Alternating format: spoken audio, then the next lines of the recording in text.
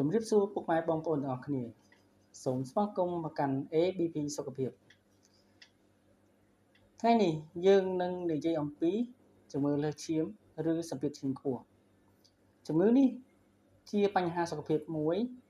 ដែលមនុស្សជាច្រើនជួបប្រទះប៉ុន្តែខ្លះអាចមិនដឹងខ្លួនព្រោះវាអាចមិនមានរោគសញ្ញាច្បាស់លាស់នៅពេលដំបូងជំងឺលើសឈាមមានន័យថាសម្ពាធឈាមនៅក្នុងសរសៃឈាមខ្ពស់ជាងធម្មតាបើសម្ពាធឈាមខ្ពស់យូរហើយមិនបានគ្រប់គ្រងវានឹងអាចប៉ះពាល់ដល់បេះដូងខួរក្បាលតម្រងនោមភ្នែកនិងសរសៃឈាមមូលហេតុឬកត្តាដែលអាចធ្វើឲ្យលើសឈាមមានច្រើនទី1គឺការញ៉ាំអាហារប្រៃខ្លាំងអាហារដែលមានអំបិលច្រើនអាចធ្វើឲ្យរាងកាយរក្សាទឹកច្រើនហើយធ្វើឲ្យសម្ពាធឈាមឡើងទី2ខ្វះការហាត់ប្រាណបើរាងកាយមិនសូវធ្វើចលនាសុខភាពបេះដូងនិងសរសៃឈាមខ្សោយទី3ធាត់ឬលើសទម្ងន់លើសធ្វើឲ្យប៉ះពាល់បេះដូងធ្វើការខ្លាំងជាងមុនទី4 stress និងគេងមិនគ្រប់ពេលយើងតានតឹងឬសម្រាកមិនបានល្អសម្ពាធឈាមក៏អាចកើនឡើងបានដែរទី5ជក់បារីឬផឹកស្រាច្រើនវាអាចនឹងប៉ះពាល់ដល់សរសៃឈាមនិងបេះដូងក្រៅពីនេះក៏អាចពាក់ព័ន្ធនឹងជំងឺទឹកនោមផ្អែមខ្លាញ់ក្នុងឈាមខ្ពស់ដំណពូជនិងអាយុតែច្រើនផងដែរសូមជួយចុច Subscribe និងចុចរូបកណ្ដឹង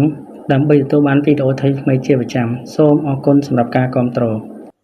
រោគសញ្ញាខ្លះដែលគួរប្រុងប្រយ័ត្នមានដូចជាឈឺក្បាលញឹកញាប់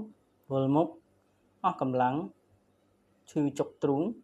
ដកដង្ហើមខ្លីភ្នែកមើលមិនច្បាស់ឬមានអារម្មណ៍បេះដូងលោតខ្លាំង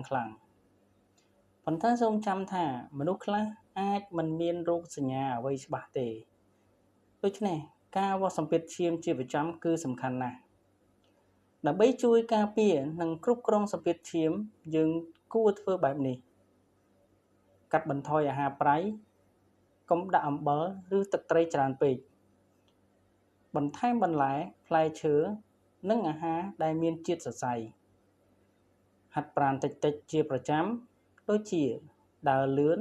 20ទៅ30នាទីក្នុងមួយថ្ងៃគ្រប់គ្រងទម្ងន់កាត់បន្ថយការជក់បារីនិងផឹកស្រាសម្រាកឲ្យបានគ្រប់គ្រាន់គ្រប់គ្រង stress និងវាស់សម្ពាធឈាមជាប្រចាំបើមិត្តអ្នកទស្សនាវាស់ឃើញសម្ពាធឈាមខ្ពស់ញឹកញាប់ឬមានអាការៈមិនប្រក្រតីសូមកុំទុកយូរគួរទៅពិនិត្យជាមួយគ្រូពេទ្យដើម្បីពិនិត្យនឹងការទទួលការណែនាំឲ្យបានត្រឹមត្រូវ